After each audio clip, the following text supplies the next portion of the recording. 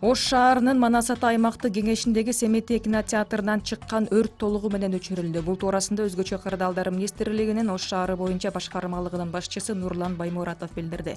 Анын айтымында өрт тууралуу маалымат бүгүн саат 9:30 чамасында келип түшкөн. Өздүк курам менен 3 өрт өчүрүүчү унаа тартылып, өрт чектөөгө алынып өчүрүлдү. Учурда өрттүн эмне себептен келип чыккандыгы такталууда. Өрттүн кесепетинен кинотеатрдагы кымбат баалуу аппараттар өрттөнгөндүгү айтылууда.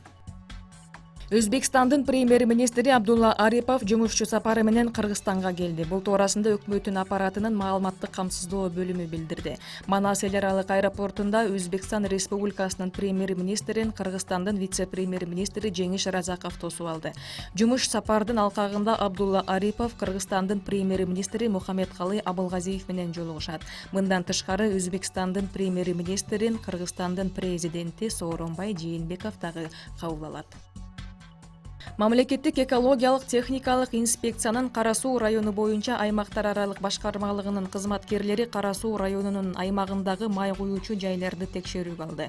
Бул туурасында аталган башкармалыктын башчысы Рыспек Юсупов билдирди. Анын айтымында райондун аймагындагы бир катар май куюучу жайга эскертүүлөр берилди. Башкы прокуратуранын тапшырмасы менен Кара Суу районунун аймагындагы май куюучу жайларды текшерип түшүндүрүү иштери жүргүзүлдү. Аларга экологиялык, техникалык жана өрт коопсуздугу туурасында маалымат берилген. Кара Суу районунун аймагында жалпы 53 май куюучу жай бар. Сокулук районунда 15 жаштагы Марлен Райымбеков аттуу өспүрүм изделүүдө. Бул туурасында Чүй облустук милициясы кабарлайт. Маалыматка караганда изделип жаткан жаран Сокулук районунун Жаңы Жер айылында жашап келген. Ал ушул жылдын 2 февралынан бери дайынсыз. Өзгөчө белгилери бою 160 сантиметр. Баланы көргөн билгендер болсо Сокулук райондук ички иштер башкармалыгынын нөөмөт бөлүмүнө кабарлап коюуну өтүнөт.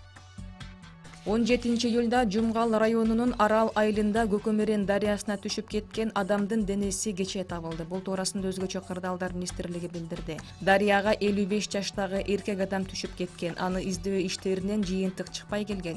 Кечээ күнү издөө иштерине Өзгөчө кырдаалдар министрлигинин 24 куткаруучусу жана 5 суучул тартылган. Алар маркумдун денесин саат 4 чамасында суудан таап чыгып, милиция кызматкерлерине өткөрүп берген.